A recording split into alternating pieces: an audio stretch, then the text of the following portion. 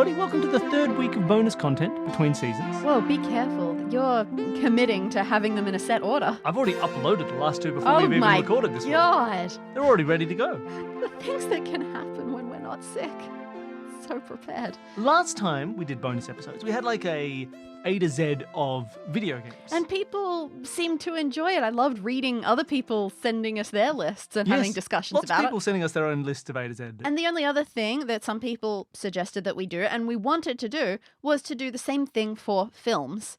Unfortunately, movies are much harder to find good. How many movies have you seen that start with Q and X and that you would recommend and have fond memories of? Also, I don't feel like easy. I've watched enough movies. I would like to watch more movies. Movies are a very palatable, quick. This like, is true. a very Maybe good like form of maybe like Eden and Campbell Cancelled Movie Report could have easily done an A to Z of movies because they've seen all the movies. I just want to watch more movies. I should spend more.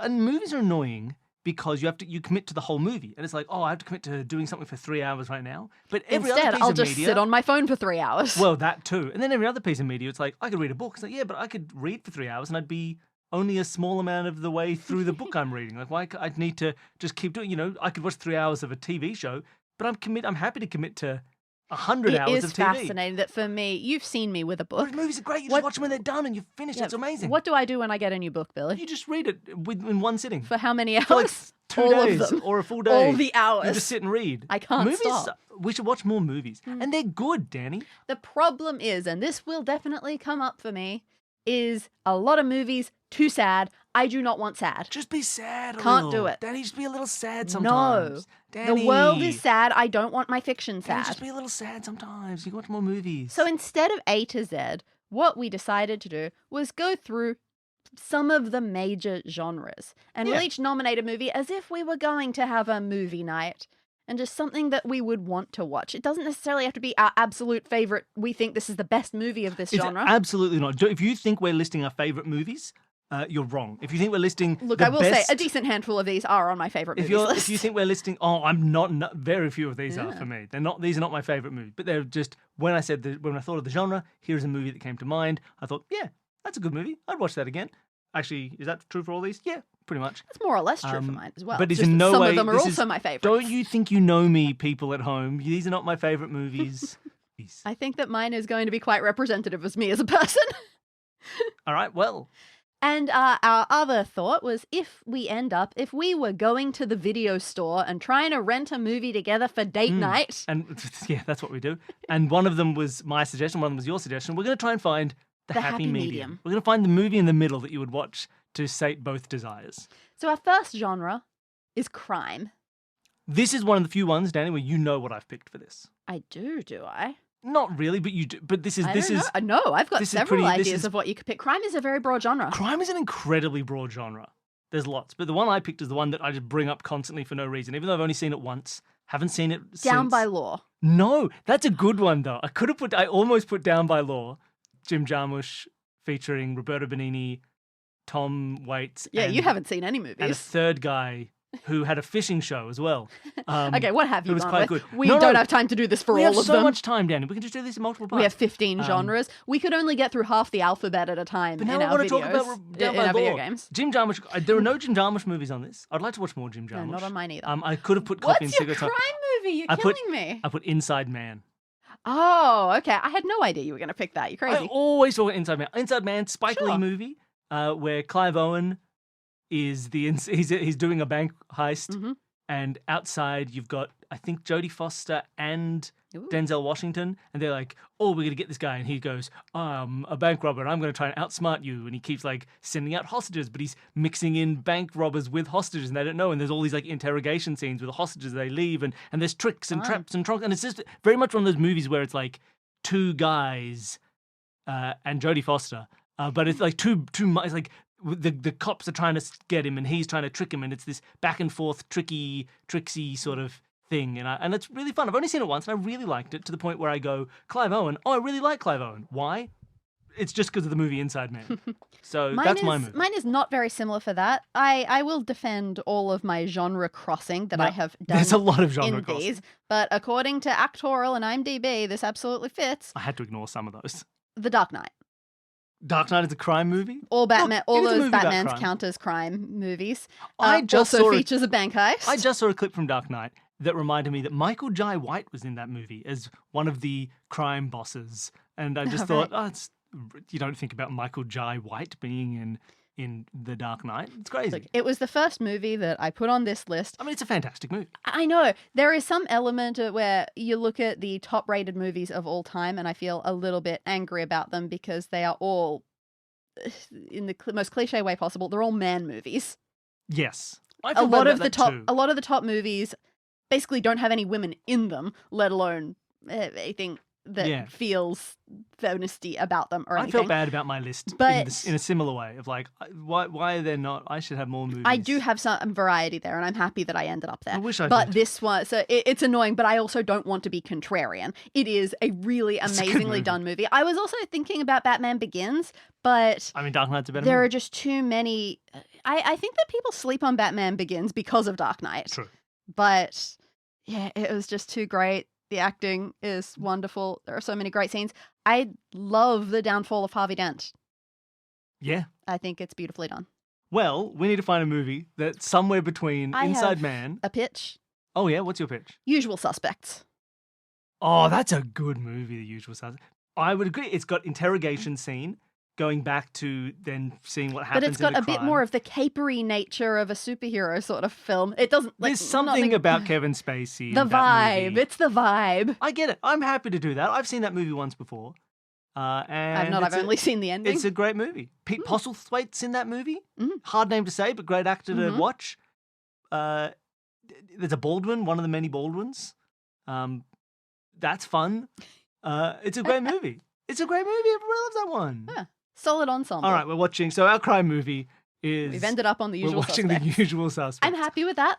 Danny, what's your fantasy movie? My fantasy movie is Willy Wonka and the Chocolate Factory. Oh, that's fun. That's a fantasy movie, It's I absolutely a suppose. fantasy movie. A boy gets shrunk. That's Gene Wilder, Willy Wonka. Yes, this is the Course. 70s one. Almost exclusively because of the first 20 minutes or so. Everything that happens before they go to the factory is solid gold cinema. You do love... It's completely different from the book. I think this was the sort of stuff that Roald Dahl hated. But it's great. Other than Cheer Up Charlie. Yeah, sure. Go back and watch as all of the adults around the world go insane as they are searching for golden tickets. It is the funniest cinema that I've ever seen. Telling the machine exactly what it can do with a lifetime supply of chocolate. Love that. It's a great movie. It's that's a very good pick. I've gone also for a childhood movie. A little bit later than that movie, but a little bit earlier than our childhood really. I've gone for The Never-Ending Story. I've never seen Never-Ending Story. I think The Never-Ending Story is really lovely because I think the dragon freaks me out. I think it's just I think it is based on a book as well. Sure, that makes sense. But for fantasy movies, it's often sometimes they like to have like a sort of generic fantastical nature to them or something. And I love that Never-Ending Story just goes like hard into it. It's like, it's the swamps of forgetfulness. It's the trolls that eat rocks that live. Here's the princess and here's the dragon. It's a luck dragon. Like everything is just like, boom, we're doing something weird here. Let's do something weird and iconic and similar to something like in a more modern context, like Stardust, I think has a similar feeling of doubling down on, this is my fantasy world, guys, deal with it, except even more. Totally fair. It's not like using the things that are a pre-existing trope of, you know what my fantasy world's like. It's like, no. I do find it funny that both of our movies are childhood movies with that one scarring scene. Yes, yeah. When Willy Wonka gets drowned in the swamps of forgetfulness. Yeah. Well, those are similarities, but we can't watch Never-Ending Story. Of We course can't watch not. Willy Wonka. What do we watch instead? I've got two different pictures for a halfway. Do you have any? Weirdly, part of me wanted to go to Princess Bride. That's one of mine. I think the Princess Bride is a good mix between the two things. It's also got creepy swamps. It does have it's got all the kind of world building-y fanciness of Never-Ending Story. It's a similar sort of vibe in tone to both movies, but also there's a certain kind of sadistic unpredictability about that film that you get from Gene Wilder. Gene Wilder, of course, by the way, just beautiful to watch all the time. He's such a lovely, lovely man. So yeah, also it's funny. Willy Wonka is funny. You get that. My other pitch would be to get rid of that element and go Labyrinth. True, I suppose. Labyrinth has got the vibe. And also Evil Swamp. Also, Evil Swamp. What's that one? The Never-Ending I Stench think Swamp? Labyrinth, I did not watch as a child. I didn't watch Labyrinth Neither did I. until... I was like 18. Yeah, like much, much later. But I think if I'd watched that as a child, I would absolutely. It would be one of the hugely important movies in my life. That and I never saw The Dark Crystal, but I reckon you would have hated that. I would have liked that, I think. But What is it, claymation or something? Puppets. It's all puppets. Well, I mean, Labyrinth is puppets. Labyrinth is Jim Henson-y. Henson. But oh man, That that's a said, good movie. I did just say that Never-Ending Story, the dragon freaked me out. Is he a big puppet? Yeah. Yeah, he's a that's big why he puppet. freaked me out. All right, well, why don't we do Labyrinth then? Okay, it sounds good. Okay, done. We're doing Labyrinth. I'm okay. Are we writing these down? Should we I write these should, down? yeah. This is a great movie night so far. It's Usual Suspects for our crime movie. It's Labyrinth for our fantasy movie. Now, musicals. All right, this should be pretty easy. I feel like I had more. What did you start? Because I feel like I had more to pick from. I have no choice. It's a movie that I want to watch once a year at least. It's my favorite movie. If we are listing favorite movies and you have to actually pick one, I know picking favorites is hard as an adult, but I'm pretty sure this is my favorite movie. Danny, Back to the Future isn't a musical. It is a musical. It's just not a musical movie. Chicago. Chicago. 2002 yeah. Chicago. That's very much your Unbelievable music. It is movie. look, a fantastic movie. It's and better than the stage show, and not many get to say that. Definitely better than the sage show. Not because the stage show is bad. I just think the movie does it so well. Very iconic performances. I think that's a great. I obviously had watched a lot of musicals. Yeah. I wanted to go somewhere weird with this for a while. But I was trying to think of what's a movie you don't think of as a musical that is a musical, like Willy Wonka and the Chocolate Factory. That's People fair. don't think of as I didn't. In the end, only because recently I've been given a lot of shorts on YouTube about it and scenes from it. What? I'm worried. That's Oliver. That's what I was worried about. Well, you don't want to watch Oliver? I really don't want to watch Oliver. Oliver's a great movie. Ron, The children are dubbed by women. only It's one of them. weird. Only one child is dubbed by a woman. And that was a big controversy. And they kept it secret for years. I don't know how. It's really obvious. It's great. It doesn't sound like a child. It's got the kid from HR Puff and stuff playing the Artful Dodger. I just didn't want to have to think of It's a got happy Ron- medium with children It's in got it. Ron Moody playing Fagin and doing great. I almost put Sound of Music because Sound of Music, classic. Fair. I've seen it so many times. I I also almost haven't. put Fiddler on the Roof. 'Cause I love Oh, as a film version? mostly just because it's Topple in the film, and he's so good. haven't seen you just it. see clips from it, and he's so lovely. He's got such a beautiful presence. I almost went for a few of them. I thought there was a good chance that I was going to go Sound of Music, you were going to go Mary Poppins, and then we were going to have to find Victor Victoria, Victoria. which That's is not a thematically musical not as far as appropriate I at all. know. Maybe My Fair Lady, the one that got away. But I've gone for Oliver as my official. So we need a musical that has Criminal children that isn't Oliver. These are both very crime-focused They are. musicals. Criminal women killing people, criminal children stealing from people. Mine is also showbiz in a way. Maybe we want Guys and Dolls. Yeah, but I suppose we There don't are no need to have children in that. seen it, right? Maybe Guys and Dolls, a musical about crime. How about The Producers? That is Producers. a movie we are aware And of. now we get that Gene Wilder Which connection one? that we missed out earlier. Hey! We also removed the Western category Does from this our... have enough Oliver for your liking? Because The Producers? yeah, I feel like this is closer to Chicago than it is to. It is definitely Oliver. closer to Chicago. It doesn't have a huge amount of Oliver, but if we watch the movie of the stage version, that stars Roger Bart, and Lionel Bart, no relation, I assume, wrote Oliver, so that counts. An alternative could be something like Bedknobs and Broomsticks. Oh, can we do Bedknobs and Broomsticks, please? Just because it's a good musical? That's war rather than crime, It has- but maybe it's that's really the not same similar thing. at all to Chicago or Oliver in any way. It's got children. No, we can't It's do got it. dirty children. We can't do it. I mean, at that point, let's do Annie. Look, that does have crime and children. I just haven't seen the movie, What's a and better... I'm not that interested in Annie. What's one that's kind of like... Or what's just something that's a bit like jazzy but a musical? What's got jazz kids in it? Fame? Ugh, I don't want to watch Fame. That's not jazzy. Whew. Is there a Disney one that feels appropriate for the two mixed together? Do we just watch Singing in the Rain? That's from the same era as Chicago is set, but it's got the we just threw a bunch of music at the wall that Oliver feels like sometimes.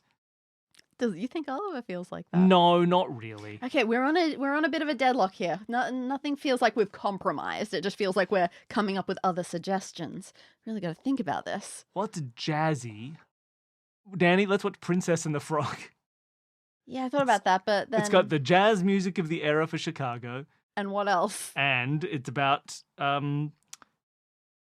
children. In what way? It's got a bad guy. Neither of ours... There's a fundamental theme of domestic abuse. Neither of these are magic. There's a rich... all of it becomes rich. I don't think we should go with something magical.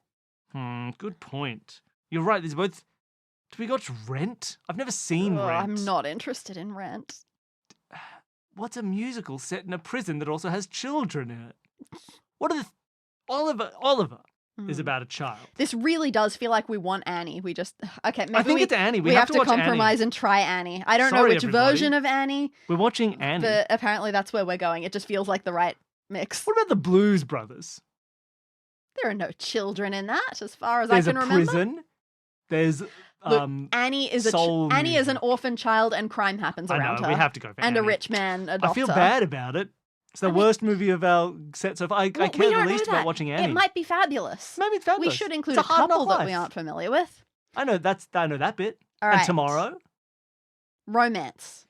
I felt bad about romance because I think, Dani. Yeah. I love the ideas of the romance genre. And I love I really like reading like romance manga. I've loved reading some romance books. And I love love. Yeah. And I wish I was watching more romances, but I just don't have many good romances to pick from. There's ones that I really like. And most things that put a focus on romance focus on crap romance and That's things also going the miserably thing. Yeah, wrong. I really like so. Or just end up having couples that I don't want together. And recently I had a whole thing where I used to really love When Harry Met Sally as like the thing. And then I watched Annie Hall and I went, oh, this is where they got it. This is just... But then also that's not a couple to be celebrated. Exactly. I care less about the romance of Annie Hall. Yeah. The movie is a better movie. But the romance of When Harry Met Sally is so lovely. Seeing the older couples doing their little How We Met stories. Is that what you went with? I've gone with When Harry Met Sally. I was very tempted by it, but in the end, it's a good what movie. Because even then, their key romance is not something that I felt resonance with in any way. So Fair. I went with something that you would in no way call a romance movie. Then I don't think you can do it. But the romance in it is pretty dang important. You went for Up. No, Yeah, I but didn't think so. reasonable. I went with Everything Everywhere All at Once. That is You see what I mean? Romance in that is Definitely not a romance movie, but I love them and also, I love their Dani, love. What are you doing to us for finding a happy medium? Where are we going to find the middle ground between When Harry Met Sally and Everything Everywhere All at Once? I think it's going to be something like The Lighthouse or The Time Traveler's Wife, maybe. I don't think it's going to be The Lighthouse. It might be The Time Traveler's Wife. Lake House, I meant, not okay, Lighthouse. I was going to say. Sorry, Lake House. I think it might be The Time Traveler's Wife, which I also haven't seen. Okay, so what are we doing for a romance? When Harry Met Sally is a series of on and off again, going across the life of these two people as their relationship progresses. Does this not feel like Time Traveler's Wife to you? I don't know anything about the Time Traveler's Wife. Take a guess. There's a time traveler. Yes. And a wife. Yes. And he's traveling one way and she's living the other way. No, and it's like River Song and the Doctor. Not exactly. As far as I know, he is like just dipping in and out and things are happening non-chronologically for him in their relationship. That's fun. And so like things are happening. They meet each other and we've known each other for 10 years. And she's like, no, this is the first time we've met. Yes. And then later on, she meets him for the first time, but he's like, no, we've been married all that for 2 sort of thing. Okay, I like that. I feel like it feels like a mix. Right. And I've not seen it. Let's do it. I feel like people who have read the book have opinions, but I don't know what those are, so it's all good. Are we going to do this movie night? I mean, obviously, like it's not a night, but... Yeah, it feels like we might have this at some point. Okay. From there, we have sci-fi. Sci-fi is the next category. Which I did not put Everything Ever All at Once in. Yeah, right, it should be. I probably have a bunch of sci-fi movies I could have put in. I could have thought a lot about sci-fi and genre and what counts and what going in. I could have put some of the Mad Max movies. I really love watching Mad Max, going back and watching the original, which is kind of dystopian but not sci-fi. We could put something classic. We could put something new in it. You could put Project Moon from 1964.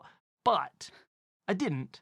I went with one from childhood. I went with a classic. I saw it on a list somewhere and I went, well, obviously I'll put that. Oh. I went for The Fifth Element. Oh, interesting. I love The Fifth Element. Okay. It's wonderful. It's interesting. It's weird. It's a classic. I could have gone for like 12 Monkeys, a beautiful movie. I could have gone Which I for saw for the first time Brazil. last year. Oh, that's a cool movie. I could have picked any Terry Gilliam film. I could have gone for The Imaginarium with Dr. Parnassus. So what is Not it about really. the sci-fi? Talk just about people who don't know The Fifth Element. Tell us a little bit about the sci-fi of that. Well, it is a sci-fi movie. There's a weird alien girl who turns out to be the key to an ancient thing that Gary Oldman What wants. level is it? Are the He's in Bruce Willis is a taxi yeah, driver. It's a flying He's taxi. got a Yeah? flying taxi in his weird little future apartment thing. He ends up on a space cruise with an opera singer who's an alien, and it's great. So it's pretty quirky, all out there. But there's It's a very little bit, colourful and weird. There's a and little bit of heist. Isn't the right word, but It's like he's trying to evade the big, powerful businessman. And so exactly. there's like a hiding, running, and chasing down, trying to find her while they're trying to hunt her down. it's and got the trying to keep her typical away. beats of an action movie. Yeah, hidden a in light-hearted action sci-fi. Yeah. It's just fun. It's an interesting world. I haven't seen it for a while, but it's a classic, and you got to go for The Fifth Element when you're listing some sci-fi movies. We might have an interesting time merging these because I think the vibes of mine are not I could've gone crazy for, like, different. Ex Machina. What a beautiful movie. That's a Seen it. great film. That's just So- people talk. I love sci-fi, which is people talk. Could have gone for Star Trek Generation. I didn't go for any of these. I went for the Fifth Element. So the one that I went for has some similar ideas of that kind of vibe. I went for Minority Report. I love Minority Report. I think It's it's a great. great movie. And you know it what? is actiony. It's I've read let's the run around. story, and the story is very different from what the movie ended up being. And yet that does not destroy my enjoyment of the movie like it does so many things. I talked about this before, probably on the show, but the movie Minority Report has one of my favorite televised moments of sci-fi acting in the world. Is it Colin Farrell in the elevator? No, Oh. it is in a scene. Oh. It's the classic. It's know a what you scene where Tom Cruise is like being set up to use his crazy Minority Report computer, right? Yep, his And- holograph machine. Yeah, and Tom Cruise uses it in a way that I don't care about. I think Tom Cruise is great in this movie, but when he's engaging with the sci-fi technology of this computer that is a hologram in front He of him is controlled a by his movie main fingertips, character. yeah, he's like hacha, hawa, hiya, Moving his hands around He's like dramatically. moving really set, but there's an extra in the foreground of a shot who is also operating a computer system of a similar type, but he's sitting at a desk and he is moving his fingers in front of his face to operate this digital screen that Like isn't he's really done there. it a million times. But he's just so casual because Tom Cruise does it like it's a sci-fi gadget. This extra does it like it's part of his world that he's lived in. So he's just like swiping laxadaisically. He's like, blah, blah, blah, da, da, da. Lackadaisically. But he's lackadaisic. I like putting an S in there, and I will forever. He's just chill. He's because it's like the word lax. Doing it in a way that it is a proper lived thing. That in a sci-fi world, sci-fi technology is normal technology. I also think that's something I like about The Fifth Element. Everything's very like, yeah, this is the world we live in, dummies. Like no one's interested in the sci-fi-ness of their world in that way, which is good. That can be nice. So you got Minority Report. Yeah, I have two choices, and I'm a little bit uncertain which one feels better. Ooh, what do you? Okay. What's your pitches then? You're good at this. Do you have an idea straight away? Okay. My first one is Men in Black. I get what you mean. I get 100% what you mean that's right between the two. It has It's the aliens, it it's has a colourful. search for a special thing, Yeah, but it's that like a chasing key, something down. essentially. It doesn't have the same. Minority Report has a little bit of a thing to say about the world, a little bit. Like, Well, ooh, look at where this I was dystopian going thing. with that and a bit more of those vibes, we'll keep on the Will Smith train. iRobot. iRobot. That is very Minority Report. Yeah. In the way that feels incredible. But that is the opposite of The Fifth Element.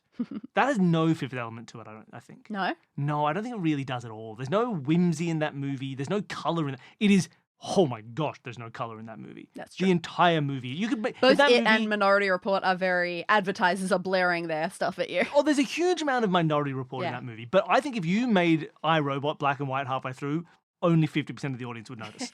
There's no whimsy and color and pop to that movie at all. Okay, And well, I think that's an important part those of were Fifth, my two of the best Fifth Element. choices.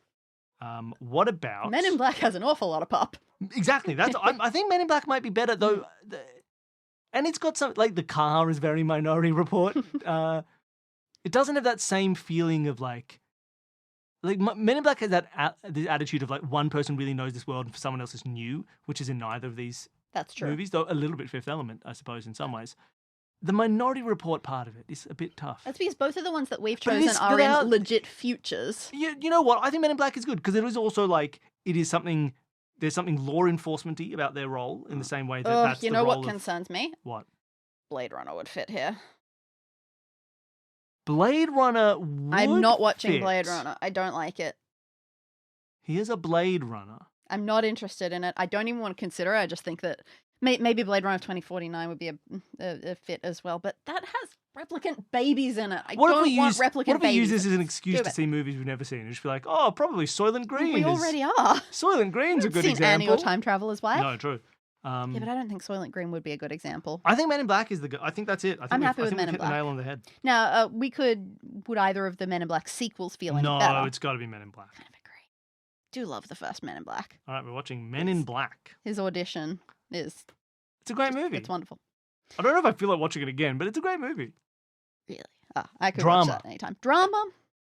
Interesting. Drama is such a huge category. Could have been Yes. anything. So I just went for a movie that I wanted to put on this list, and Mhm. it's very much a drama. Mhm. But though technically, one thing said it could have been a thriller. I was like, are you kidding me? Yeah, the one that I went with, some sites called it a drama, some called it a comedy, which I thought was a bit eyebrow raisy. Some called it a romance, which I also found a little when eyebrow I looked raisy. this up. I saw someone like the first thing came up was like classification of it as like a crime thriller. Okay, what's It is that? not a crime thriller. What are we It's talking? 12 Angry Men. Yeah, I thought you might be Of course, I going was there. going for 12 Angry Men. Yeah, 12 Angry crime Men. thriller, terrible. It's there's no Be thrills. ashamed of yourselves. What a great movie. What is that? The sound of a train? Yeah, it's a great movie. It's fantastic. I need at least one movie that was just a bunch of people talking in a room. That's fair. I love a good screenplay. I love just a bunch of people talking in a room. 12 Angry Men is a classic. It's one of those ones where, it's like, oh, everyone says this is a really good movie. Then you watch it eventually. Because I didn't watch it until, I want to say recently, but it was probably like 10 years ago now. Oh, yeah. And then you just suddenly go, was no, I get wonderful. it. What a great movie. Like, that's fantastic. Brilliant performances. Could have just gone with Casablanca as well. Again, not like a couple that you want to watch, but a great romance story. True. Yeah, but I that's didn't. fine. I went for 12 Angry Men. What's your drama? My drama is Edge of 17. Which one's Edge of 17? It's Haley Steinfeld, Woody Harrelson, coming of age, just teen drama movie. Okay. And of all teen movies, it's, slightly more modern. It definitely wasn't out when I was a teenager, and I only saw it a couple of years ago. And so much about it felt more teen resonant, and it felt like they were actual teen characters. And the things that were important to this teen girl felt so much more just real than a lot of what movies are. Like, it was hard to explain, but the teen girl drama was done so well. And there is one scene of it where she's like got this weird interpersonal relationship with her teacher, Woody Harrelson, who's a slack-ass teacher. But she, at some point, has a big dramatic meltdown and then kind of explodes on him and yells at him for being a loser with no life. And that's why he works at a school teaching teen girls. Sure. And is spending time mentoring her a little bit. And then when things go horribly wrong for her, she ends up going to his house and seeing he's just got a happy life with his wife. Aw. And it's just an interesting moment. He doesn't say anything. He doesn't do anything. But her realization of this is just a really great scene. It was a nicely done movie. Well, good. Mm. Too bad we're not going to watch it. We're going to find something in the middle. Okay. So we need a coming-of-age teen drama Mm-hmm. that is also a single location A discussion bottle. about a terrible crime. I'm really worried we're going to put we need to talk about Kevin, and I don't want to do it. But that is about a child and murder, and he's a teen. Is there anything that's just got youthful people in a room talking to That's each what other? I would prefer. Whoa. So I don't want to go there. I mean, I don't know anything about the perks of being a wallflower. Neither do I, except that one of my nieces loves it. Now that's interesting. What about? I feel like I had another thing that was an odd pitch, and I can't remember what it was anymore. Oh, that's right. I wanted to go a teen girl talking, or I don't even know if teen girl anymore, but a child talking to her father in a over and over again and calling him a big loser, and also with the it's critically acclaimed and everybody loved it. Mhm. We could watch The Whale. Oh, that's sad. Critically acclaimed. Oh. Very like script heavy, character based, and it has a girl, and she's like, "Hey, Dad, you suck," and he's like, "Oh, wait, no, I love you, but maybe I don't suck." And then the tiny clips I've seen of it are like him reading back something that she wrote when she was 13, her being like, "This is weird," and I don't know. Feels maybe good for Edge maybe of that's the thing. 17. I'm not really feeling 12 Angry Men out of it. Oh, and then which is going to be tough. And then a boy stabs someone with a knife. Okay, we need teens talking about how to confront racially prejudicial sentencing in the law. Does that happen in any movies? We can watch The Trial of the Chicago 7. I was going to say To Kill a Mockingbird. To Kill a Mockingbird. It's about it's Scout definitely coming not of the age. same coming of age at all, but I've never seen it. I've read it. I've never seen it. Yeah, same. It's classic Hollywood. It doesn't have much Edge of 17 in it, but Is there anything else from that sort of period that there wouldn't, because they didn't care about teenagers in that time period. Rebel Without a Cause? Interesting. Classic cinema. Probably no discussions, but it's a teen coming of age, but from the same sort of time period of the movies of 12 Angry Men. Breakfast Club? Well, that sort of John Hughesy era? Maybe. I don't think that's got any of the 12 Angry Men in it at all. Really? It's a bottle. It is a bottle of people talking about a unfair punishment from an adult to some children. Oh, interesting. Interesting. I think it might be Breakfast Club. All right, I think it's the Breakfast Club. Now, when am I going to see The Whale? Okay. Sport. Balls of Fury. Bring It On. Great. We both went for fair. Bring It On is great. Bring It On is a fantastic movie. Absolutely. If you haven't seen Bring It On, you should. Look. And then watch the director's commentary. It's real good. There's lots of good sports movies. You know, I could be putting like Remember the Titans. So you went with comedy ping pong. I went for absolute ridiculous comedy ping pong. I haven't watched a lot of the really like a lot of these kind of classic sports films that people love.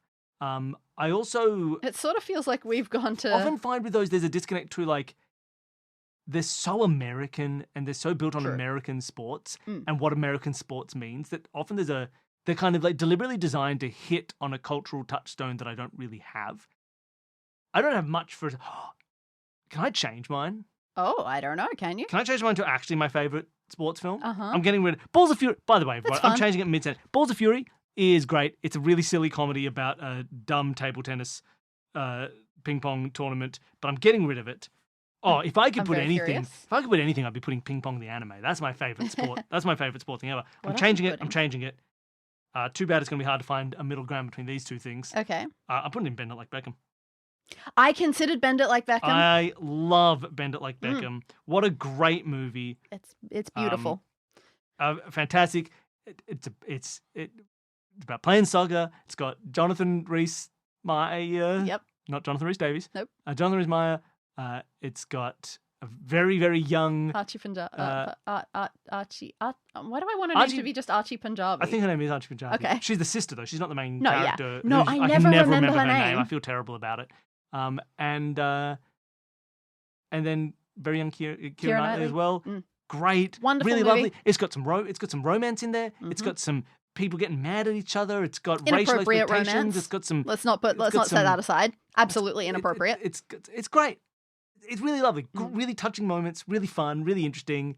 The sport part is great.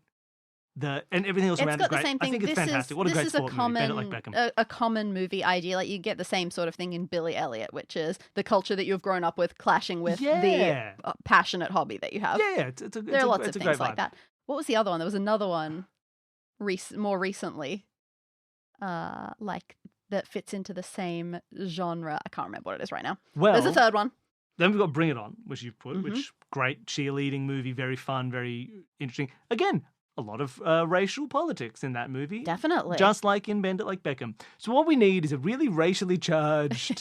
So I think it's Remember the Titans. I don't know Remember the Titans. It's got lots of race politics. Really American. It's set in a high school, and Denzel Washington's in it. And the guy from... Can we just watch Challenges instead? Oh yeah. Can we watch? If I'd gone Ping Pong the anime and you'd gone balls of fury, we could watch the new Marty We Supreme. can watch Marty Supreme. And was it Challenges is young people with some like overtones, undertones. I don't know. I haven't seen it. I don't know how queer this movie is. That's a good. I think it's Challenges. I don't think we need to But- move on. I think that's it. We do need to move on. I think it's Yeah, Challenges. I think it generally has a good fitting. Don't know anything about it. Haven't era. seen it. No. Is that the one that's written by Potion Seller? Did Yes, Potion Seller I write think Challenges? so. Okay, it's written by Potion Seller. Mhm. If that doesn't make sense to you, just You're not our generation. come on. Sorry. Come on, he's written by Potion Seller. I think he wrote that one. So I think you're right. That's great. Do you reckon that's a scene? Do you reckon they walk both onto a tennis, right? Yeah. Both walk onto a tennis court, and one's like, My give me your serves are too give me strong your for you." strongest serve. You can't handle my strongest serve. We didn't talk about what was so good about Bring It On. My serve is for those with We a talked strong about what was backhand, good. and yours is We the talked about weakest. what was good about Bend It Like Beckham. We did not talk Yes, about what's what good is about Bring It On. Bring it on.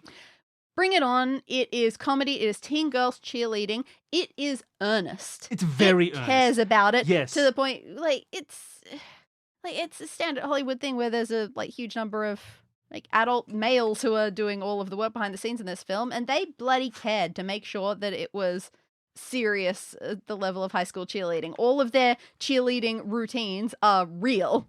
Yeah. And they made sure that whenever people got points in a competition in the movie, they were worth those points. Yeah, I think They just cared.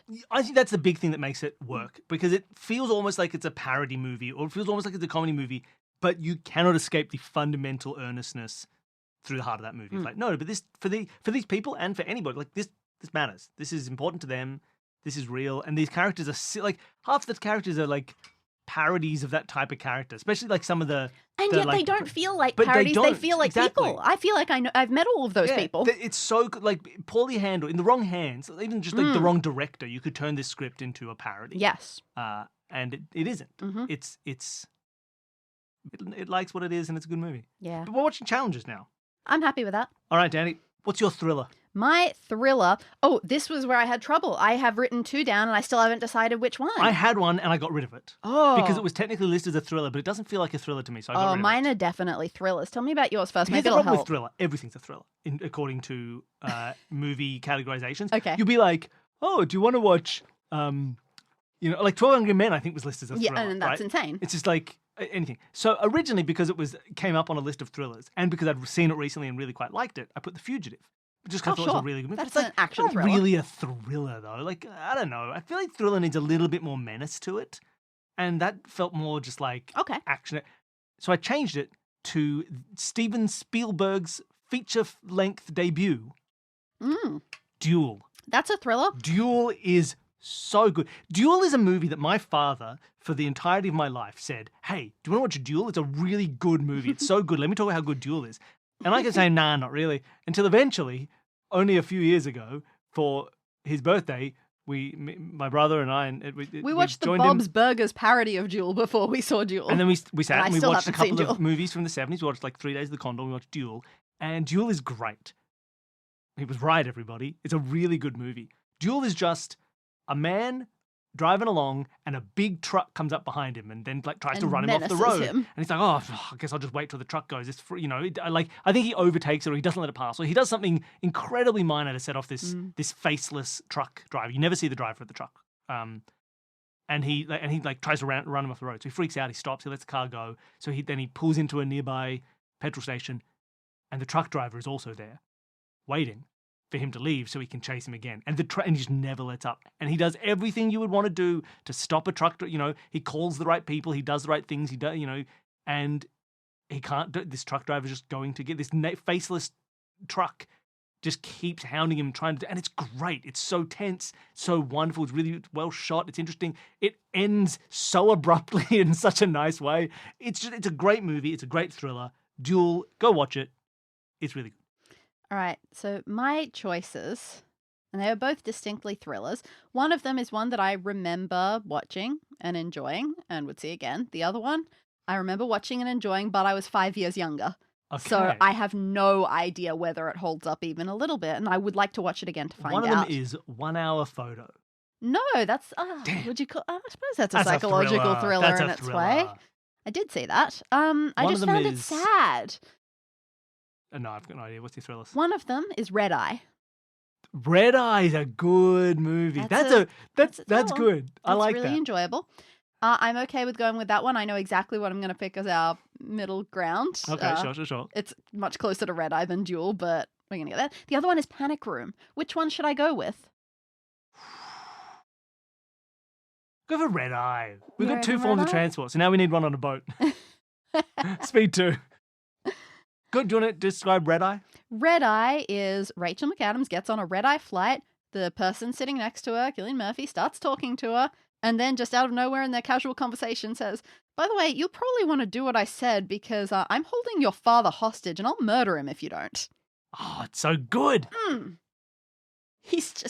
just good for I feel like it has a similar vibe of like, what would you do in that situation? And Rachel McAdams tries to do those things at the appropriate times. Like, you're not sitting there being like, hey, I don't know why, and it doesn't really fit either one. But I've just realised I'd like to watch it again, even though we just watched it. Can we just make can we make the middle ground of this Memento? That's kind of like Red Eye and Duel put together, right? Can we watch Memento again? Memento was a really good movie. It's really nothing to do with him. No, it does have a car. You know how he's driving a car, and also at some point someone did a thing, and therefore he does what they say. Remember how he does what some people say? No, we can't watch Memento. Duel is going to be interesting because it's essentially a solo piece. One that's close to Red Eye is Nick of Time. Johnny Depp, Christopher Walken. Nick of Time. What is I think that's a movie that if we rewatch now, we would go, oh, this is not very good. I've seen it. I worry. I have seen it countless times. I think you've seen it 4 times. That's a lie. I've seen it so many times. It's fine. It's Look, totally that's acceptable. a movie with a shtick. It's in real time, so it's like you've got Christopher 70 Walken, minutes, and then there's basically 7 minutes of the movie abducts left. Johnny Depp's young daughter and says, "You have to go into this building and kill this person, or I'll kill your daughter." That's fair. Very similar. Very to similar to Red Eye. Not very similar to Duel, though. No. A little bit of him, like that feeling of him constantly being followed, trying to get away, and realizing they've still got him. He can't get out of it. That's definitely a substantial element to it, not knowing exactly where the danger is coming from and like how it's all unraveled in that way. But yeah, it's still going to be very difficult. Not that Duel-ish. No. Duel is hard because Duel is just like so much. You could put it to any thriller because it is just the feeling of what a thriller is encapsulated into one concept and then done. Right? Like it is just, hey, imagine if you were in a thriller and then there's just duel. Like it's that's all it is. So it's kind of every thriller. Every time a person is trying to get away from a thing that keeps popping back up. Yeah. You know? Agreed. Maybe it's The Fugitive. Danny, maybe it's The Fugitive. On these sorts of vibes, apparently I'm just going on the Johnny Depp train right now. I'm just going Secret Window has a little bit of these vibes. In a much more... What was your actual pick? We've talked about so many thrillers. What's your... Red Eye. Red I'm Eye. going with. Now, Danny. Ooh, you've got it? Ooh, breakdown.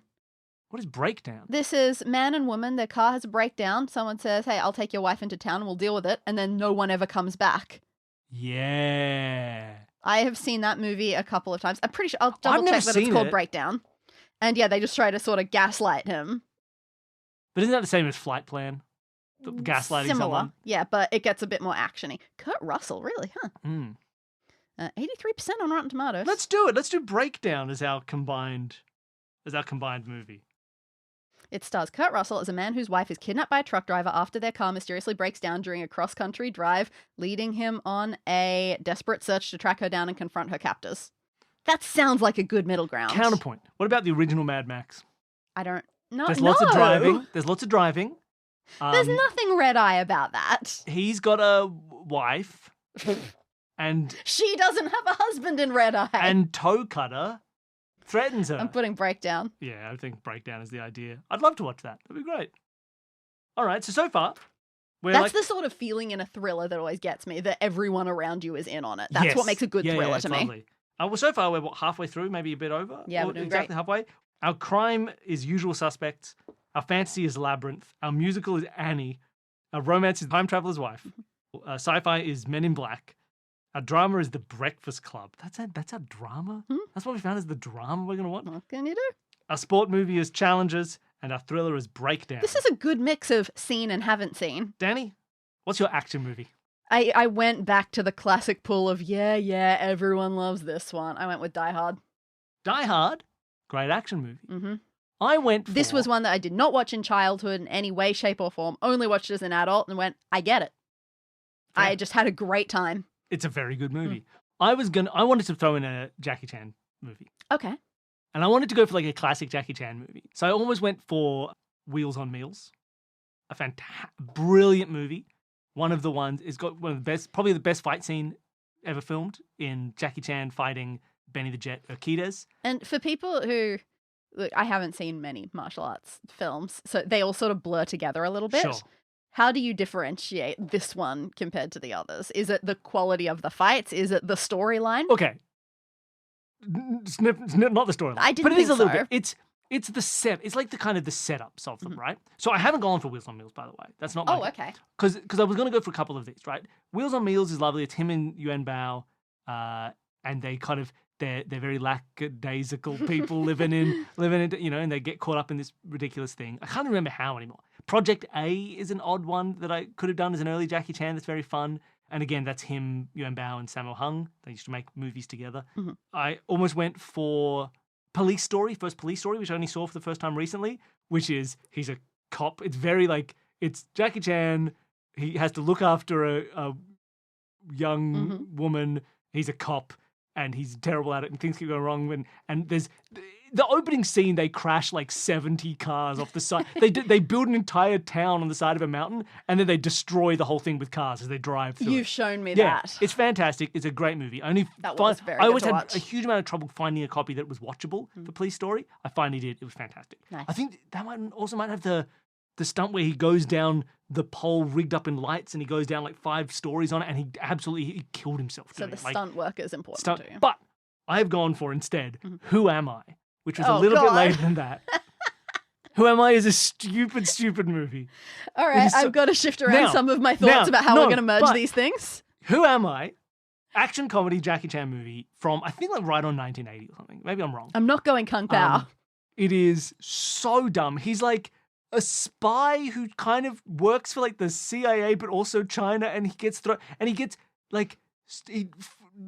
a mission gets sabotaged. He wants to find out who sabotaged the mission, but he ends up in like Africa, and then he joins a random tribe of people in Africa only for one scene, and then he meets a Chinese woman whose brother is doing a race and is sick, driving through like doing like the Dakar rally or something. He pops out and he's like, "Hey, don't worry, I can help," and she doesn't believe him because he's I think we're just watching Archer. And this happens, well, yes, right? And then they go back to wherever he's from. It's such an odd, and then they deal with this conspiracy of arms dealers that he's trying to, there's a bunch of white guys speaking English, but then redubbed by someone else speaking English, but the dubbing is, they probably redubbed themselves, but there's very much the classic Chinese cinema thing of, oh, we need these characters to speak English. Do we have anybody in the country right now who speaks English? Yeah, we got this guy. Great, put him on the movie. Good enough. Do you want to audition him? No. If he speaks English, put him on. And the acting is so bad. Like, this is the one where the two bad guys have a profitable deal talking about the weapons that they're going to sell to each other. One of them's like, "Oh, yes, I've got the data. I'm going to sell you these weapons." Like, great, wonderful. And then they go, "I love being your friend. Oh, wonderful. Friendship's great. Oh, let's sing a song. Friendship. That's just happening in a scene. That's real. It's insane. But this also has some of Jackie Chan's most iconic stunts. The one where he slides down a building. There's a building where the side of it is at like a, 60-degree angle. And so he just slides down the outside of this building and he's freaking out. He's tumbling over. Fantastic scene. It's got the rooftop fight scene where he fought a incredibly tall French kickboxer and another like Chinese kung fu guy who are standing, and they have this great like back and forth of one of them's like, "It'll only take me 2 minutes." And he goes, "Okay, cool." And so one of them doesn't fight Jackie Chan. He has a 2-minute stopwatch. And the other guy starts fighting Jackie Chan. But it's so good because they're both wearing suits, right? Jackie Chan, in the fight with this guy, like grabs his tie and uses it to like pull him back and punch him. So the guy who's timing him, knowing it'll be his turn next, just starts sort of casually taking his tie off. And then Jackie Chan flips the guy around with his jacket. And so this guy starts taking his jacket off. And it's really funny. Okay. But then the fighting is great. This is one where the choreography got so fast and the French kickboxer, I think he's French, couldn't keep up. So they got a stick that they put a pant leg on and a shoe at the end, and then he kicks low and Jackie Chan jumps it, and then someone swings this thing at him out of camera and Jackie Chan ducks. Really great fights, and absolutely stupid. A very silly movie. Amazing. Sorry I've spent so much talking about Who Am I? It's a movie that really needs to be talked about. He also has amnesia the entire time. So he doesn't know who he is, to the point where the title of the movie comes from a moment where he's standing in a jungle and he just kind of looks around and then to nobody randomly says, "Who am I?" Shouting it. It's so dumb. It's a great movie. Everyone please go watch it. Sorry everybody. You don't need to keep hearing me talk about Who Am I. All right, so now we need a halfway between Who Am I No, let's and just Die watch Who Am Hard. I. No. You don't get special rules. But it's so dumb. Okay. How Somewhere are we going between to Who find Am I? Because Die Hard, I think where I might be heading is Kill Bill. Huh. She has amnesia. Does she? Yeah, sort of. She's hunting for someone. It's got a pick 'em off style vibes. Got a pick 'em up style vibes. It's They got sing a some song about element of friendship. silliness. You've never seen Kill Bill? I've Volume seen Kill 1. Bill 2, but I haven't seen Kill Bill 1. Interesting. So what do you think? What person about who has Jackie seen Chan Kill Bill Police 1? Story 1? Stop it. That's like the Jackie Chan of Who Am I mixed with the police of Die Hard. Is there any comedy in Crouching Tiger, Hidden Dragon? No, there is romance in it apparently. Oh. Crouching So yeah, if Tiger. you'd gone with one of the less silly Jackie Chans, then I might have gone with Crouching Tiger, but I can't do that. I have to go with something a little bit I almost whimsical. went for Jet Li's Fearless. That's a great movie. Oh, yeah. That's a good one. But you can't just let the martial arts movie overtake everything else. You're right. Which is why I went with the mix of white guy martial arts movie. Let's go with that movie where Sammo Hung fights Cynthia Rothrock. That's a good movie. What is that? I can't remember. Oh. I can never remember his name. Gotcha. And it's probably happens in like 17 movies as Right. well. They're both fairly big action stars. Okay. We need a cop. Kill Bill is literally all I've got. I think that so what you would need from Die Hard is the one person against many. And yeah, pulling them out, picking them off one by one. Okay, maybe. Let's do it. Let's do Kill Bill. Okay. Kill Bill. Done. We got to make some decisions. Yeah, we're gonna move on with our life. Mm-hmm. Well, now we're up to superhero, which Great. we gave its own category. What's your superhero movie? Spider-Man 2. Okay, I've gone for Batman. Which one? 1966 Adam West okay, Batman. Okay. The movie of the TV show. Right. That's fun. Okay, so again, we're going with the more fun type. Spider-Man 2, I think, has a lot of the biggest iconic moments, both Spider-Man 2 funny is a and not great funny. movie. Unfortunately, it has one quote that really annoys me and ruins it, even though I've seen it The again. power a of the million sun times. in your hand. In the palm of my hands? In the No, palm of my that's hand. great. That's great. No, the problem is, at the beginning, when Otto Octavius is rousing on Peter, Sure, I'll he use tells that me word. you're brilliant. He also tells me you're lazy. Intelligence isn't a privilege, it's a gift, and you have to use it for the good of mankind. With great intelligence comes great responsibility. Essentially. Then at the end of the movie, Oh, what a great movie. Yeah, go on. Spider-Man reveals that he's Peter Parker to Otto Octavius as he's on the verge of destroying everything, and says, hey, you once told me that our intelligence is a gift to be used for the good of mankind. And Otto Octavius nods and says, a privilege. No, that's what you said it wasn't.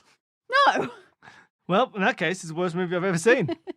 Bothers me. It really bothers me. So we Everything else about that movie I love. We need a camp superhero who has multiple supervillains. That's what you get from Batman. He has to fight multiple people because he's dealing with the whole rogues gallery in that one. But he's got to have a struggle with his personal life. That's most of Spider-Man I don't know if he has any. Oh, that's true. I was going to say, I don't think that Batman ever struggles with his personal life.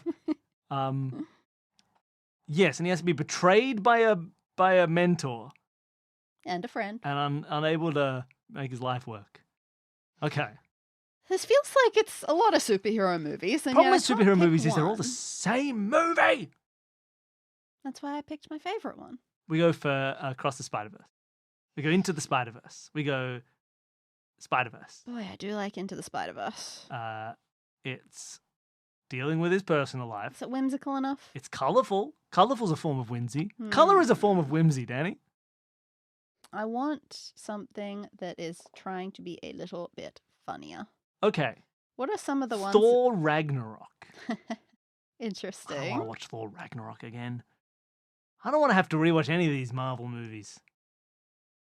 What are some of the ones that have like people trying to be superheroes for the first time? Kick-Ass. Like in that sort of vein, but still funnier. The problem is a lot of them are still trying to take gritty turns. I mean, honestly, we've got two fairly campy movies. We've got one that's really camp. Yeah. And then the Sam Raimi Spider-Mans are not they're a little camp. uncamp. Maybe we don't. Here's a crazy one. Do we have to stay in the genre? What if we leave the superhero genre? Well, that feels a bit rude. What about Mystery Men?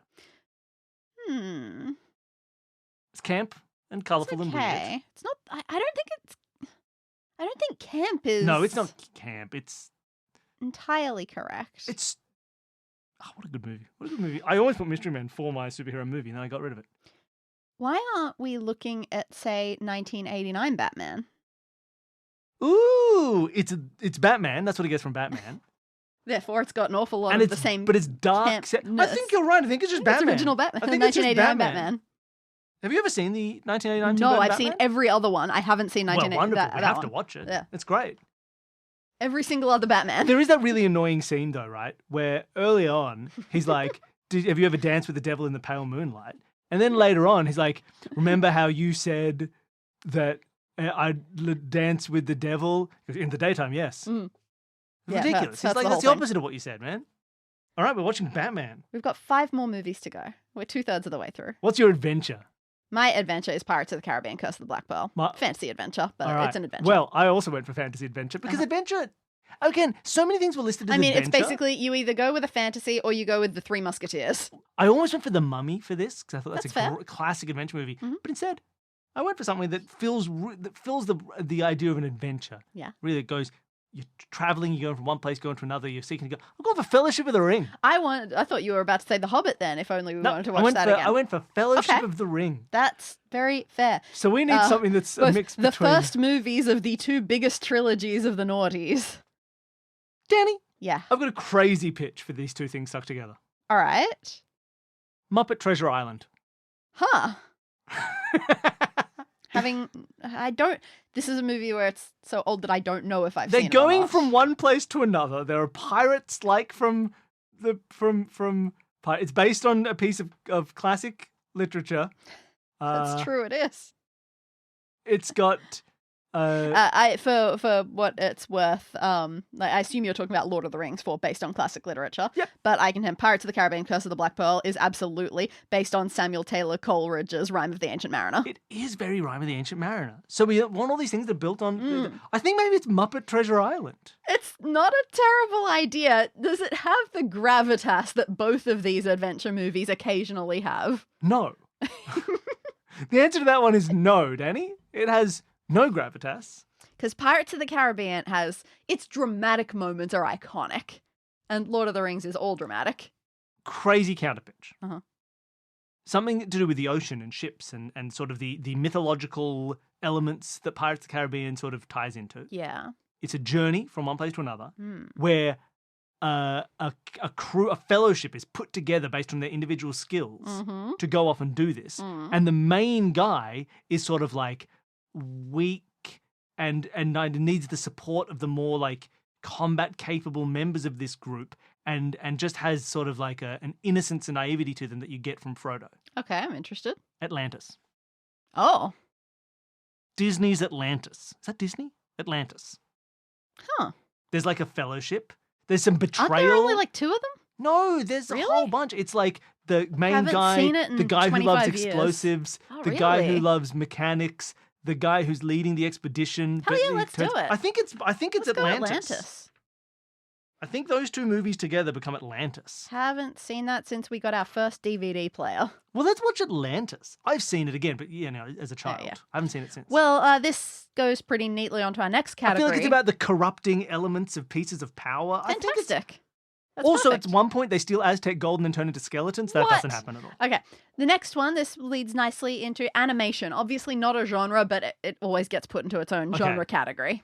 And you didn't put Spider-Verse for this? I didn't. I didn't go with a favorite, but I went with something that I feel has an element that I feel needs to be shared.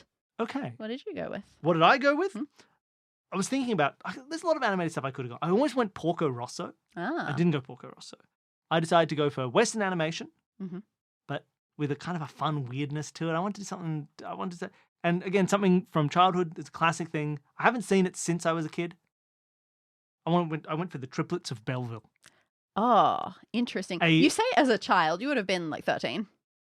Yeah, I would have been 13 when it Okay. came out. That's a child, Danny. Well, you see it at 13-year-old and be like, look at that big adult. I mean, I'm just saying you didn't say that for Lord of the Rings. You were younger when you saw Fellowship of the Ring. That's true. Triplets of Belleville, it's a French animated, almost silent film.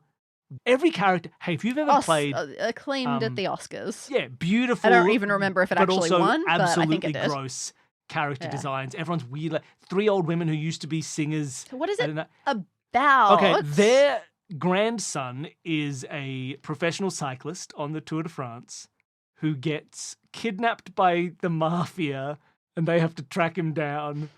And there's a lot of like putting him. He is absolutely like brain dead. Like as a cyclist, he just cycles and cycles. He's looking forward. So they just like kidnap him and they put him on like a bike generating power, and they just have him facing a TV screen, and he's just the animation is crazy. But also, one of the things I really like is it very much looks like all of the art from the Professor Layton games. Professor Layton and like, have you seen? When was the last time you looked at the art of Triplets of Belleville, Danny? Last time you showed me a clip from you on YouTube. If I look up Triplets of Belleville and I just get you any still images of this, you will go, wow, these are characters from the Professor Layton games. Much more so than I remember. They are so Professor Layton. It is so wonderful. There's elements of like the stuff that, like, look at this guy. All I remember is hunched backs. Where they look like the sort of visual exaggeration that you get from something like Kingpin in Spider-Verse, where he's all suit with a head in the middle. You get guys like that. There's there's a scene with a waiter who's the floppiest freak in the world. If you do this dude, look at this floppy freak. He's upside down half the time. He's so like self-effacing that he's just upside down half the time. I love it. It's really cool. I would love to watch it again. But you're going to come up with some other movie, and then we're going to have to find a middle ground. It's ridiculous. I don't know how we're going to do it. I should have found something weirder than this, so I could have brought us to the Triplets of Belleville as a middle ground. What was yours? Okay, so I ended up with picking, and this is like nobody's favorite Disney movie. Welcome to nobody's favorite movie, Dumbo. I went with Elemental. Oh, that's nobody's favorite Disney movie. Right? It's a recent one. It was one of the ones that got completely advertising shafted, and people went, well, this is just kind of like Zootopia, but worse. It really looked like Zootopia, but instead of animals, it was pieces of fire. But I watched it on a plane because you do that. And I like catching up on all of these movies to see where they end up. And the one thing that I do think hasn't really been explored is the male character of this. It's got a female main character, but the psychic male character / love interest, in a way, is one of the greatest characters of all time. In a very much the same way, I could have swapped this with Everything Everywhere All at Once in terms of just supportive male characters. Like, his entire thing is that he is a literal fountain of love and support. And I say literal because he's a water elemental, and his whole thing is that he is made of water and he cries all the time. Okay. But his entire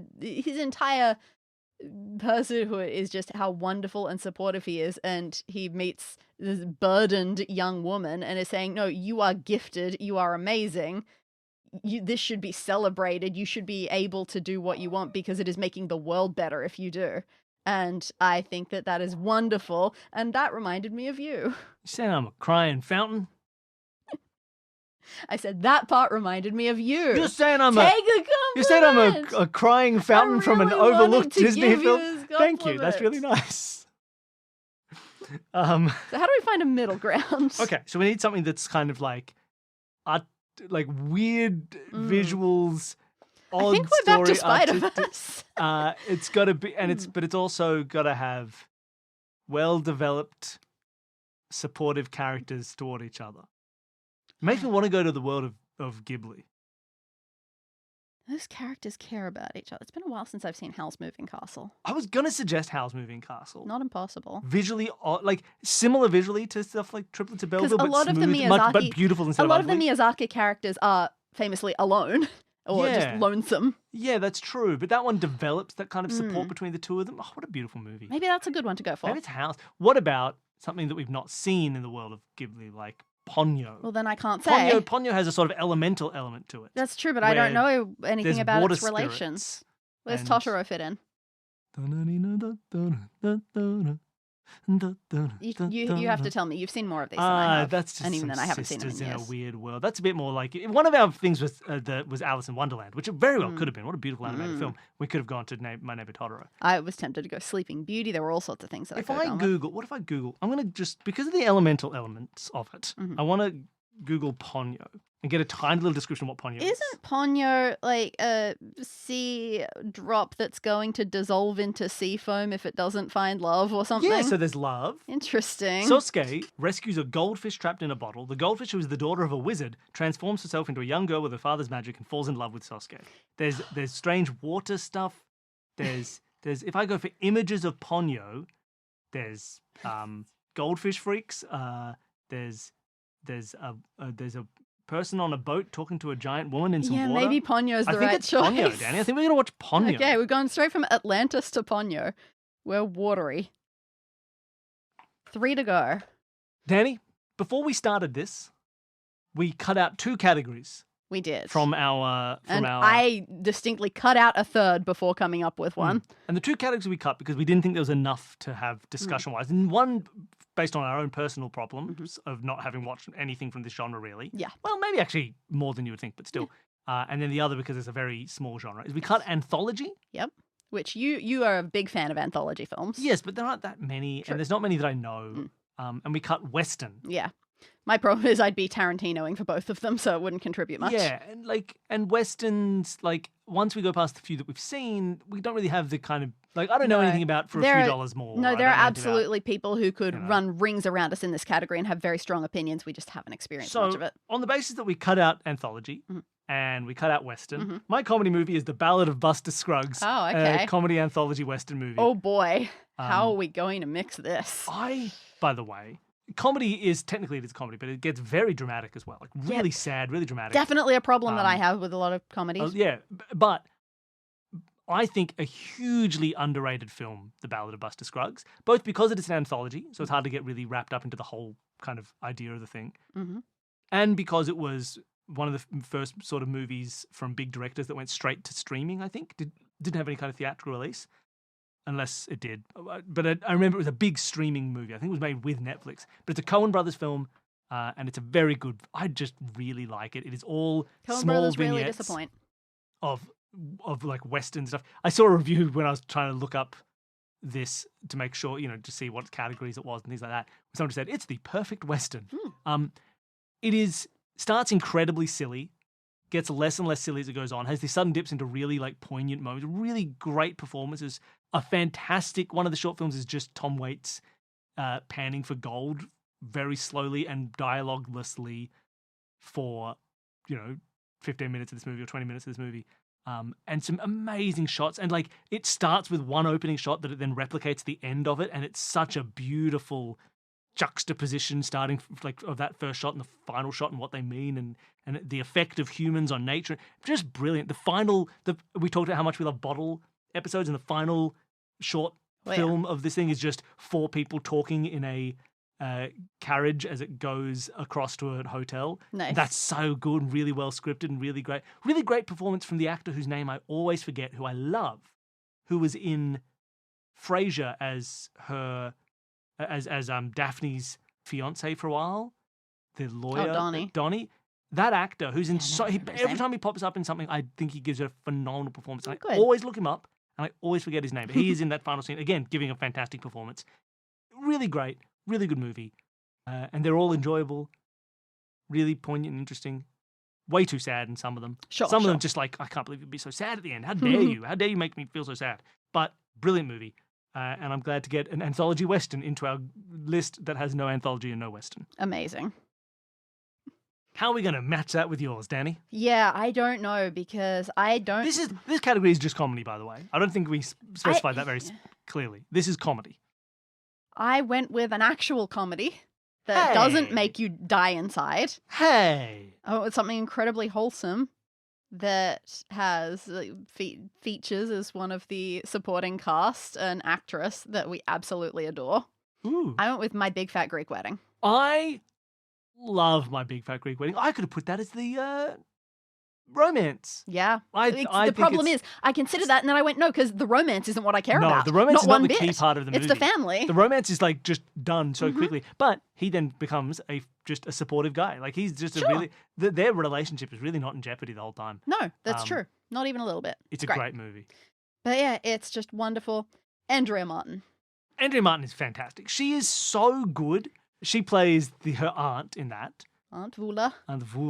But she's fantastic. Hilarious. She's one of the greatest comedy actresses of all time. Absolutely hilarious. Tina Fey is comedy writing royalty. Andrea Martin is absolutely the equivalent level comedy acting royalty. Yeah, like everything she's in. We'll just put Bartok the Magnificent, where she plays Baba Yaga. She is fantastic. I love. So how do we Andrea merge Martin. these things? Okay, so we have an immigrant you've family. You've chosen a comedy that isn't funny. It's so funny. You don't like the Surly Joe bit at the start. You're like Pan Shot. Pan Shot's hilarious. It's really funny early on. It just gets less funny as it goes. Yeah, and I hate it when movies do that. I don't want what we end up with to be like that. I want it to be happy. Okay, we'll go for one that's fully comedy. I just really wanted to talk about The Ballad of Buster Scruggs. Everyone should watch it. It's a great Coen Brothers film. So, okay, what do we need to take from it that isn't the emotional devastation? Well, we could go with its anthological nature. That it's like a scene from a scene from a scene that goes. But, I mean, hell, you could go to When Harry Met Sally. Would be a great version of this. I suppose sort that's true enough. We need something it's just like different stories. Maybe we could find something that's a Western. Maybe we could find something that's just got Tom Waits in it for a scene. Has a short cameo not cameo, but short scene with Tom Waits. Is that enough to take? God, really difficult. It involves a lot of people shooting each other. And we need, from Big Fat Greek Wedding, we need there to be a wedding. That's not the important part. And some big fat Greeks. We need to have a woman dealing with a crazy family. We need to have lots of people dealing with various different crazy families told over multiple stories. Yeah. That come together in the end. No, these ones don't come together in the end. What happens in My Big Fat Greek Wedding? She wants to go to computer school, and he doesn't want, and her dad doesn't want her to. She has to. But then she does. And then she does. And then she does. She wants to get married to a non-Greek man. And they don't want apprehensive about that. And then she does. That's great. It's a good movie. Problems aren't problems. Okay. What can we do? How do we stick these together? We're going to have trouble with the next one as well, Benny. How do we stick these together? Oh, I'm very interested. Oh. The opening of the actual Ballad of Buster Scruggs features.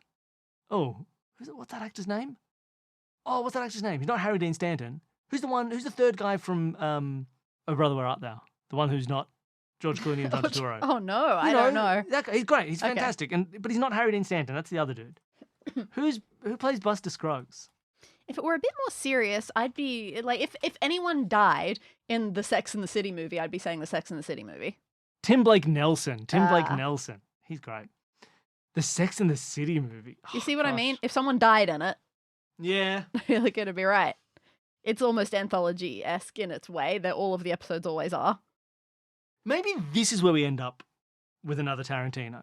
We need comedic but violent in a sort of anthology storytelling where just things sort of go right. I don't know how to get to the Big Fat Greek Wedding part of it. Yeah, things don't go right in Tarantino's. Things never go right in Tarantino's. Okay, Danny, how about this? A family that doesn't like someone marrying into the family because of various immigration issues. And I think in the end, everything ends up going right for the people involved. And while it is a comedy, it's way too sad.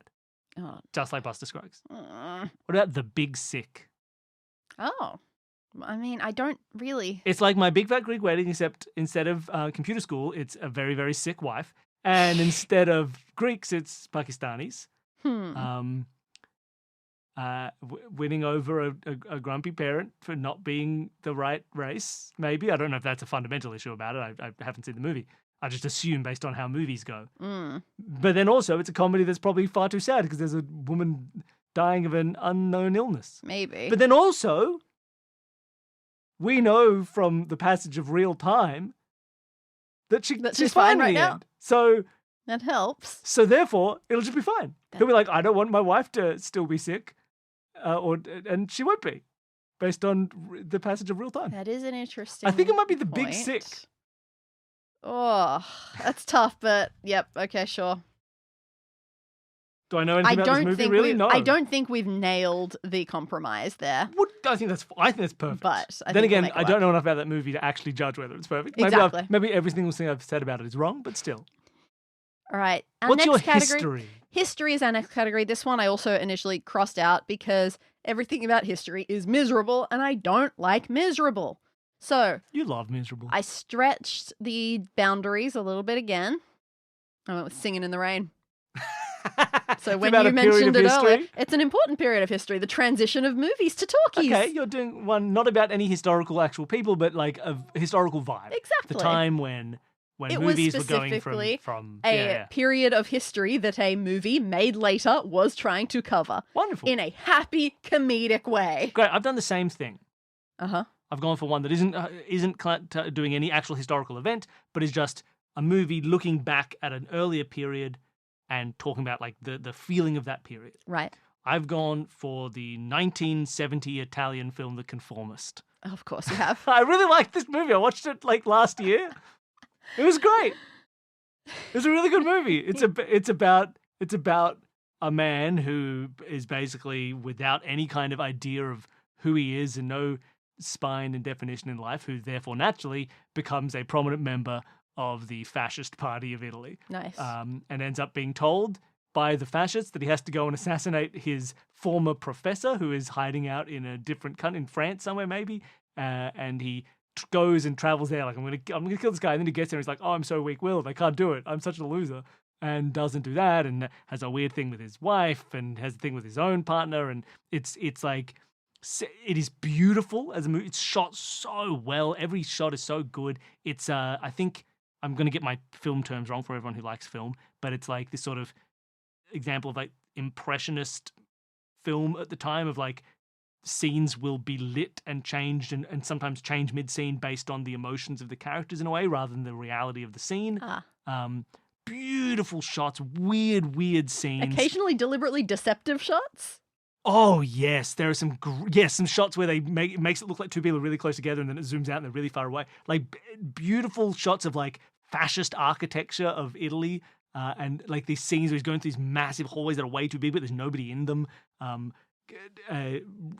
His father's in an insane asylum. He goes there. His mother's got a weird, I don't know. It's very strange. It's got some very odd scenes. Some scenes that are incredibly weird, and at the end, the fascists are overthrown, and so he goes, hey, there's my blind friend who was a fascist. Let's get him, guys, and then joins whoever the new people. It's a great movie. It's classic. Bertolucci, if I made that name up, was the director. Very much one of these ones where people go like, hey, remember those great movies in Hollywood in the 70s? They were just trying to do this stuff that Italy was doing, but did it bad without as much soul. It's a really good movie, and yeah, it's looking back at only 30 years earlier, if that, right? Not even that, at fascist Italy, and what it took to be a fascist, which was a lack of any kind of scruples and spine. It's great. It's a good movie. So how are we merging that with Singing in the Rain? Singing in the Rain and The Conformist? They're the same movie. What's the artist? Yeah. You've seen The Artist. I've seen haven't. The Artist. It's nothing like The Conformist. Okay. No fascism? No fascists. Oh, damn. Well, at least not that I'm aware of. I'm debating whether we're heading back to the one we watched recently of Grand Budapest Hotel. What about Hail Caesar? A movie about early Hollywood that doesn't, rather than dealing with what it takes to be a fascist, looks at what it meant to be a communist in Hollywood at the time. I love that as an idea. I think that's a great mix. Great, we're going Hail Well, Caesar. to Wes Anderson, should the comedy have been Henry Sugar plus the extras, if that counts? Oh, that was fun. If you can count that as a single Henry one. Sugar was very enjoyable. But we never watched the other ones. Yeah, I know they that were the all book terrible. is the Wonderful Story of Henry Sugar and six three more. And six but more. I think the movie think, was and three more. Yeah, so I don't know which three they included, but I wonder, is there any chance that would fit better with the cultural and anthology thing. Oh, interesting. Interesting. So instead of Big Sick. the Big Sick. Yeah. No, but now I want us the Big Sick. Yeah, I agree. Nothing, I'd like and it's to. got nothing to do with Big Fat Greek Wedding. Okay, well, we're up to our last category. Last category is horror. Yes. I have gone for a horror that isn't scary. That's weird. Yes. I went for a horror that is scary. Cool. Horror is not a big genre for me. Don't It's- like watching horror. No, I don't like watching horror. I have read a lot of horror scripts, and I have still, when I was younger, seen a surprising amount of horror. I think I'd be okay at watching more horror. I just never did. Like, I really love, I loved Silence of the Lambs, if you consider that a horror film. Maybe. And then Hannibal as a TV show, building Yeah. off that, which is definitely a horror TV show, I really got into until its third season where it got dumb. But the first two seasons of that I think are phenomenal. I don't like weird and great. I don't like egregious gore. They were egregious gore. But I didn't end up going for anything like that. I was trying to find places when I was looking at like animation and other stuff for some of the movies that I watched as a kid that really got me into like anime. Mm-hmm. And at one point I was thinking for sci-fi I could put Ghost in the Shell, which I watched early.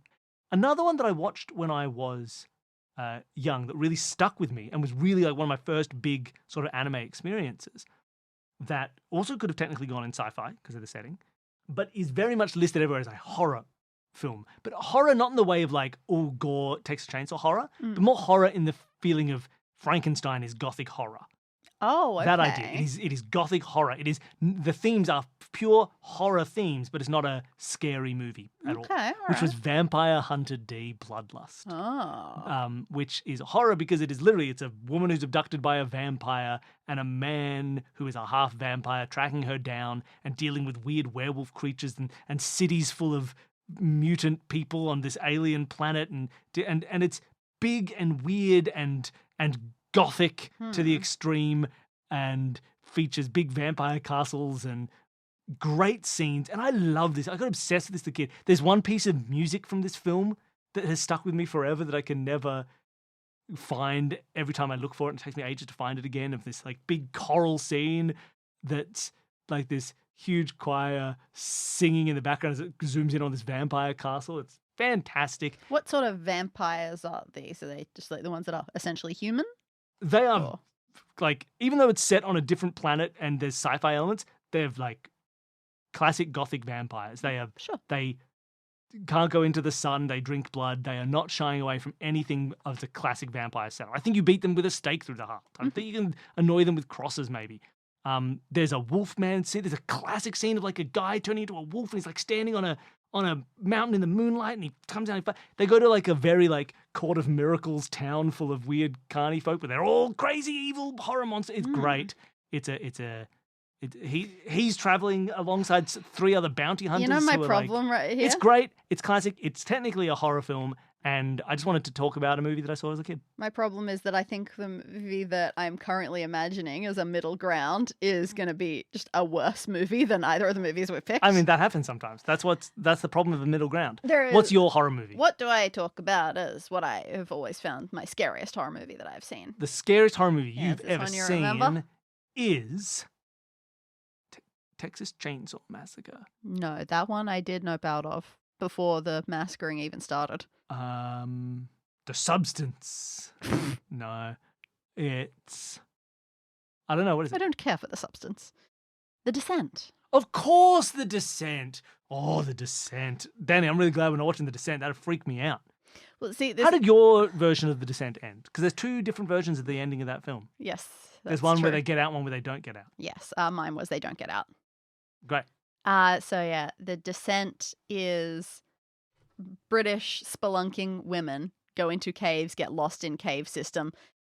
Essentially a sinister golem-like creature, not talking, but it looks sort of golem-esque, is stalking them and eating them.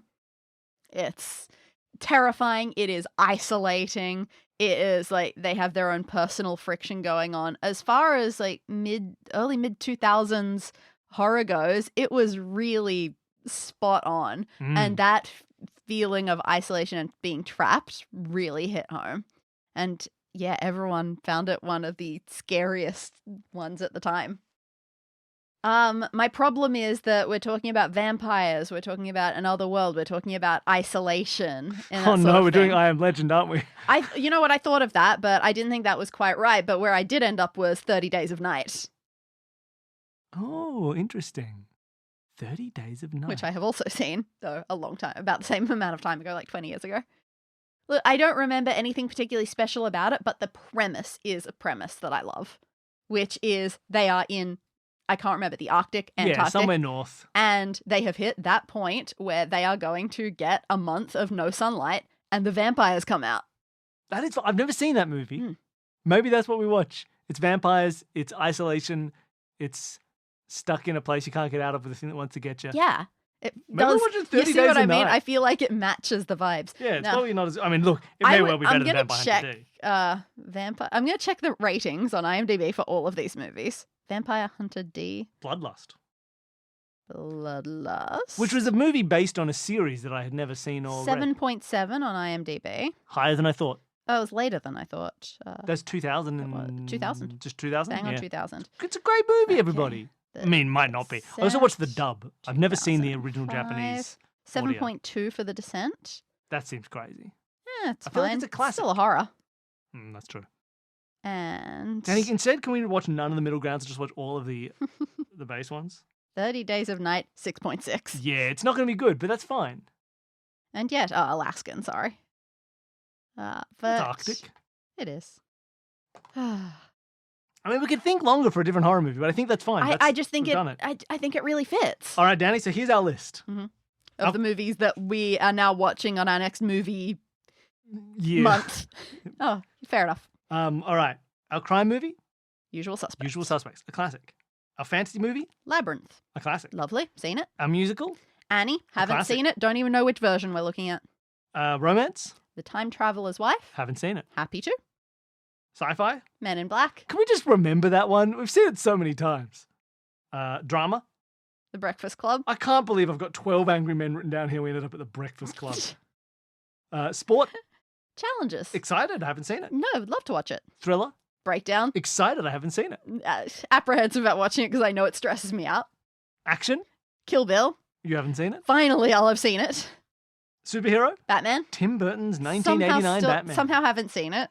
Our adventure movie? Atlantis. Lovely. 25 years. It'll be a good rewatch. Our animation? Ponyo. Never seen it. We have it on DVD. Yeah. Our comedy movie? The Big Sick. Should be. That's probably. I think that's pretty appropriate. It's still. I feel like if people are going to be writing in and saying, "Here's your middle ground that you missed. This is the one that we missed something." Yeah, but you're I'm still happy suggesting to watch Henry The Big Sugar, Sick. you freak. History movie? Hail Caesar. Yeah, that'd be fun. I feel like I enjoyed Hail Caesar and don't remember any second of it, so maybe it'll be good to rewatch. Dancing in a bar. Oh yeah, that was fun. And finally, our horror movie, 30 Days of Night. Done. That's our next movie night. That was us finding a happy medium. That's a fun thing to do in general. You should just do that with a friend, everybody. This is a very long bonus episode, but hey, you deserve it. We'll see you soon. There's one more bonus thing, then like a little feed drop or something fun that you should listen to, and then we'll come back with a new season. Woo, baby. All right, see you later.